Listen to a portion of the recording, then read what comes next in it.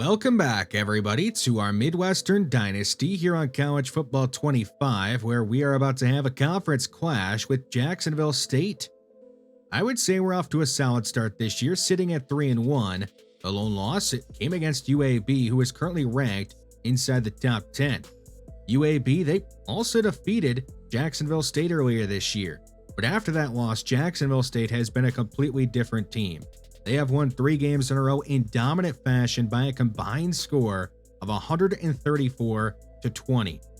Their quarterback, Clint Goris, he has the most passing touchdowns in the Conference of USA so far this season. They have a pair of running backs that are both averaging over 6 yards per carry.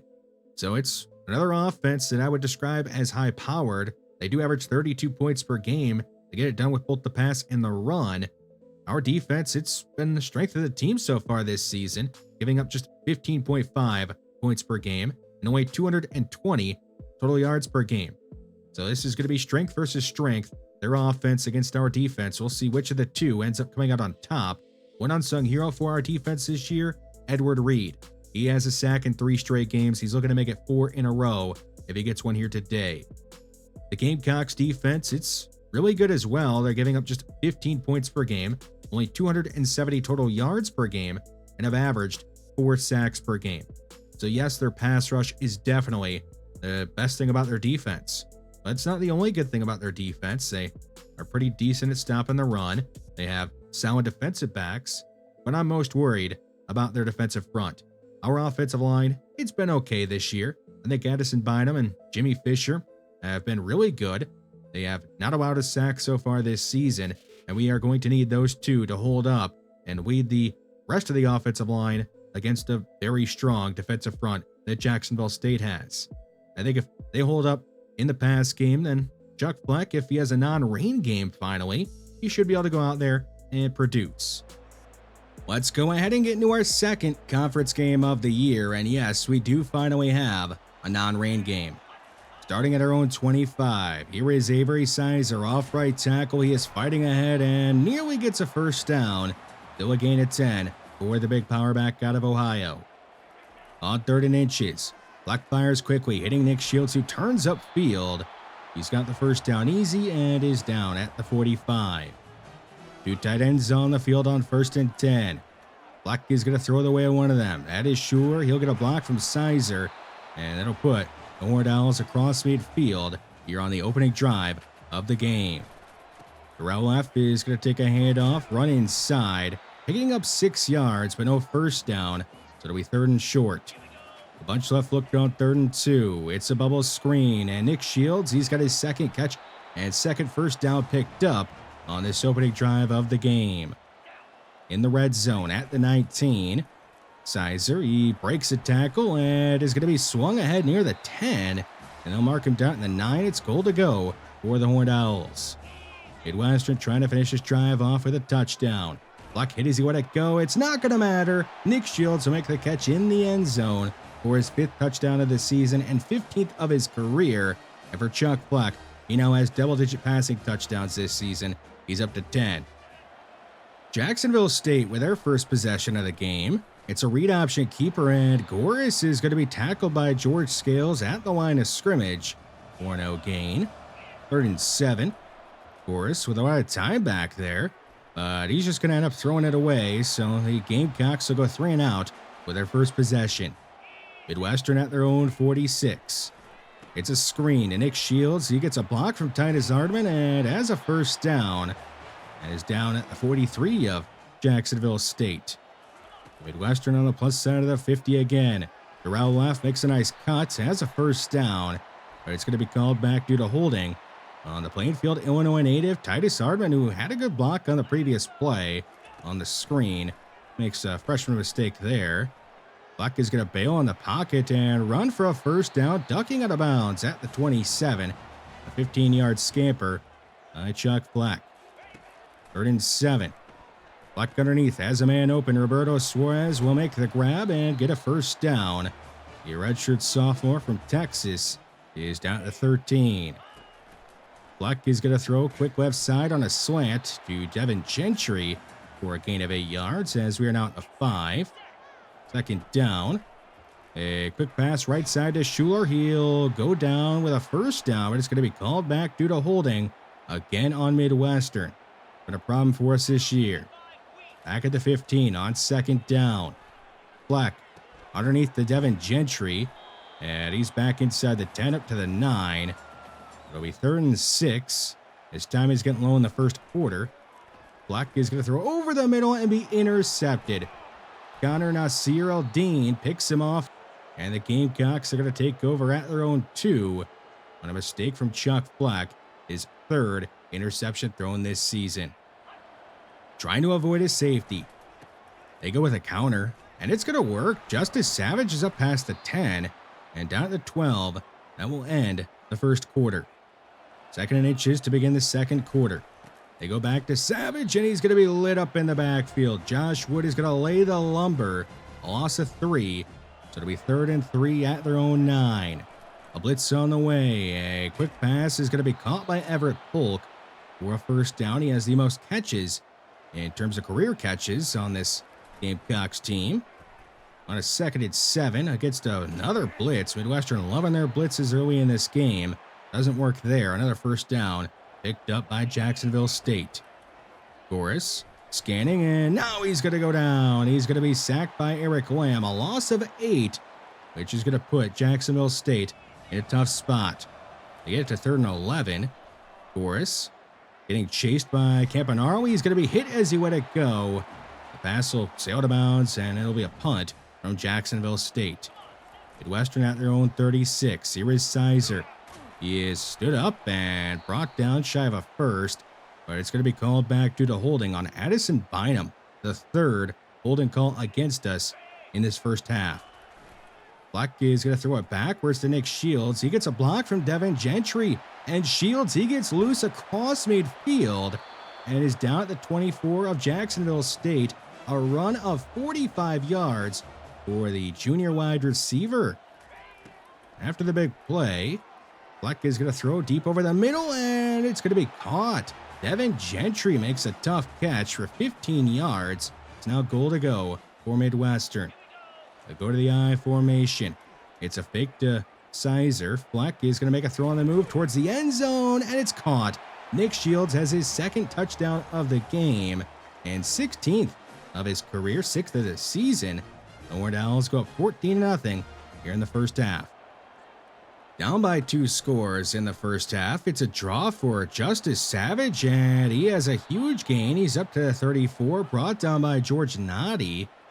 Now 3rd and 8 at the 36. Goris is going to be forced to check this one down. It is still going to be a first down. Savage, he fights through a wall of defenders for a gain of 11 and a first down. After a play-action fake, Goris is going to deliver a strike to Jeremiah Colbert over the middle of the field. Now the Gamecocks are going to be across midfield for the first time in this game. Another read option keeper for Goris, and he's going to lose 3 yards. Josh Wood has his 2nd TFL in this first half. Down to 3 minutes to go in the first half. Goris is going to hit Eric Johnson, who makes his first career catch. He might end up scoring on it. He is not going to be able to, but he will pick up 33 yards. Goal to go for the Gamecocks. Savage is going to be swallowed up in the backfield. Cortland Rahman is going to destroy Savage in the backfield. So it'll be 3rd and goal at the 7. Goris scanning the field. He's out of time, and he's going to be sacked by Jimmy French. Back at the 14 to make it 4th down. So here is Garrison Ripa, who has 84 percentile field goals in his career. He's got no trouble from 31 yards out. He'll drill it, and the Gamecocks are on the board. We still have some time left here in the first half. Fleck is not going to be able to get away. He's going to be sacked, and Jacksonville State, they're going to use a timeout, trying to get this ball back late in the first half. Fleck on 3rd down. He'll go deep down the field. It is incomplete. There were 2 receivers in the area, so somebody ran the wrong route. Now the Gamecocks have a chance to cut this lead down a bit further. Already across midfield. Goris, he's going to go deep down the field and somehow fit this in between Bland and Stacy. An absolute dart. It's going to be a 48-yard strike. from Goris to Sonderman to make it 14-10. The Midwestern only up by 4 points here late in the first half. It was 14-0 at one point. Here's a screen to Darrell left. He is not going to be able to make a man miss in the open field. He's tackled down with a gain of 8. Under a minute to go, a blitz on the way. Black throws to his left. It is out of the hands of Roberto Suarez, who drops it. It'll be 3rd and 2. The Western are going to spread things out and try and run it for the first down, but Sizer, he is going to be stopped. And Jacksonville State, they use a timeout and have a chance to maybe take the lead, but on 3rd and 10, they're just going to run it and not do anything. Midwestern, they're going to use a timeout and get one last shot to do something. They're at midfield with 10 seconds to go and no timeouts. Black, he's going to go deep down the field. It is caught. Roberto Suarez throws the defender to the ground. He's going to score on pretty much the last play of the first half. The 3rd pass touchdown in this first half for Chuck Black. And for Roberto Suarez, he has his first career touchdown catch. And that'll make it 21-10 as we are now in the second half. Goris is going to make a man miss on a read option keeper. He's kind of struggled on those in the first half, but now here in the second half, he gets one to work.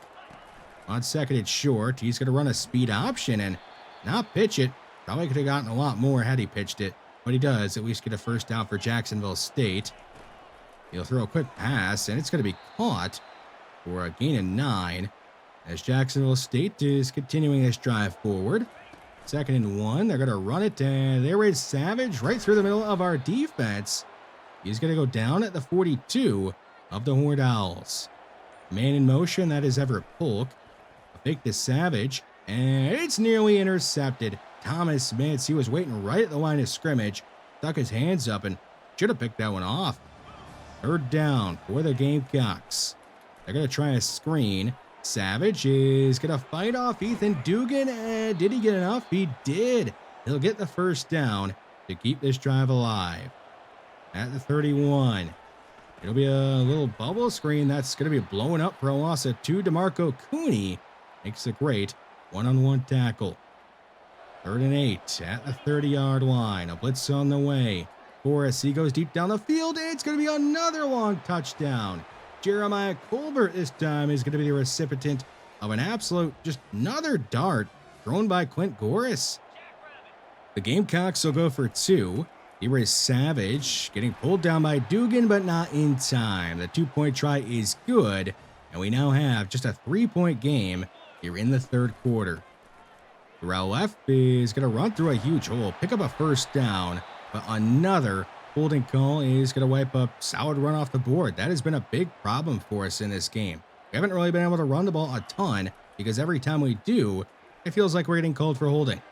Roberto Suarez is going to make a man miss and pick up a first down on 2nd and 20. The 5'8", 180-pound redshirt sophomore wide receiver out of Texas is putting together a very solid game. Black on 3rd and 7 hits Roberto Suarez again, and that'll be a big pickup for him as now the Horned Owls are across midfield. Suarez heading in motion. Black gets the blitz. He's going to launch it for Suarez deep down the field and hit him in stride. He has his 2nd touchdown of the game. Roberto Suarez putting together a career game. He came into this game with 7 career receptions, just 115 yards, and no touchdowns. But he is very likely going to pass all those numbers in this game with the way this one has been going. First down is picked up by Sonderman on 3rd down, just his 2nd catch. Had the long touchdown earlier, one of the long touchdowns earlier. A pass on the left side is going to be caught by Colbert, and he has a first down. 2nd and 3 to begin the 4th quarter. A give to Savage. He bounces off a read, but can't get away from the rest of the Midwestern defense. He'll end up losing a couple of yards. It'll be 3rd and 5 at midfield. Quint Goris is looking around. Now he's running backwards, and he's going to be sacked. Edward Reed and Eric Lamb, they're going to team up to drop Goris back at the 40, and a punt is going to come from Jacksonville State. Midwestern at their own 25, trying to extend this lead up to 3 scores. Sizer on a toss has a huge pickup of 14 yards, and there are no flags on the play. About time we had a run work out and no flags being thrown on it. Terrell left on a power run. He plants his foot, cuts upfield, and it looks like he has a bit of an injured leg there. It's severe red, not looking good. So maybe more Sizer here in the fourth quarter. 10-yard pickup by him. Left is in the game on 2nd and inches. It's going to be a throw, though, to Roberto Suarez. He jukes another man out of his shoes, and Suarez is up to the 20. Just continuing to add on to his big day.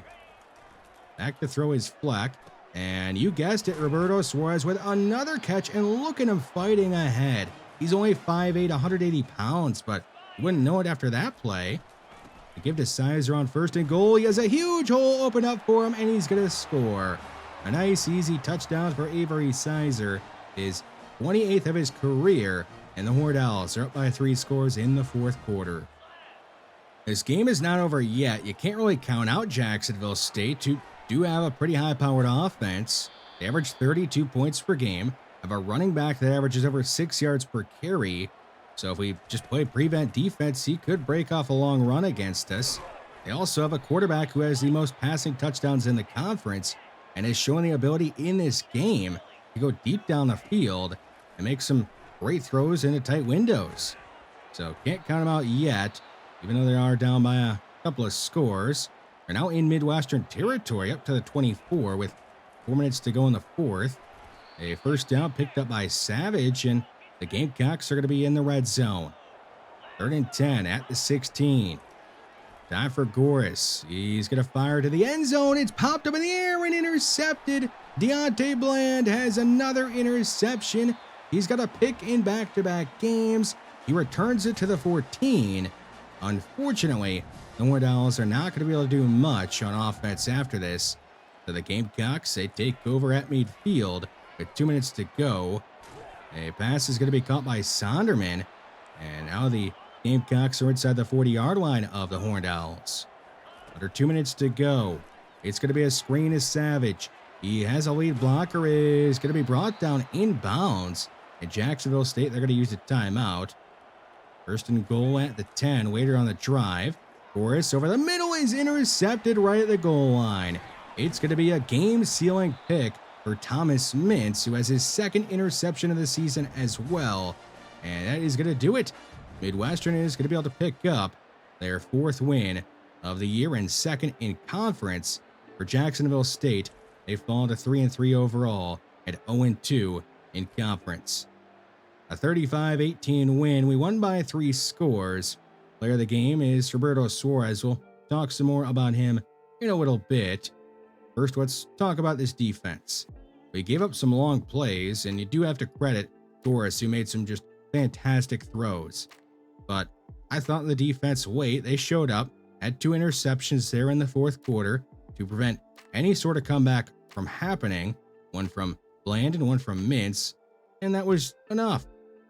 We have been waiting and wondering what this offense would look like in a non-rain game, and I would say it was worth the wait. The passing part of the offense had a massive day, but the running part of the offense was slightly underwhelming, not because of our running back play, but because we got called for a million holding penalties and just couldn't run the ball as much as I wanted to.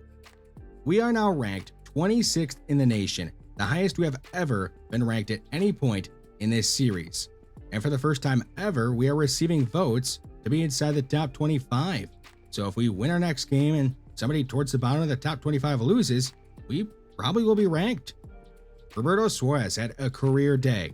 He had 7 catches, 172 yards, and 2 touchdowns.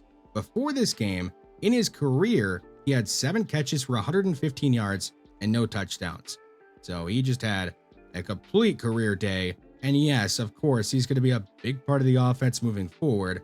No guarantees he goes out there and does what he just did in this last game moving forward, but he's definitely going to be getting a lot of playing time, way more playing time than he was getting before this big game. Chuck Fleck, he had his first 4 touchdown pass day and did a good job of hitting who was ever open, especially Roberto Suarez late in the game, but early it was Nick Shields, and that's the way the pass offense has to be if we want to succeed. On the defensive side of the ball, Thomas Mintz has been a tackle machine ever since we put him in the starting lineup. But the one thing that disappointed me with him last year was his coverage. He had great ratings, but just wasn't really doing much for us in pass defense. This year, he's taken a step forward and been really good in coverage. He's starting to pick off passes, and I think he's going to continue to be a big part of our pass defense. Speaking of picking off passes, Deontay Bland, he has a pick in back-to-back games and had no picks last year. Wasn't really a full-time player, but you could tell he has taken a major step forward. He has 99 zone, 81 catching, so I think he is also going to continue to pick off passes.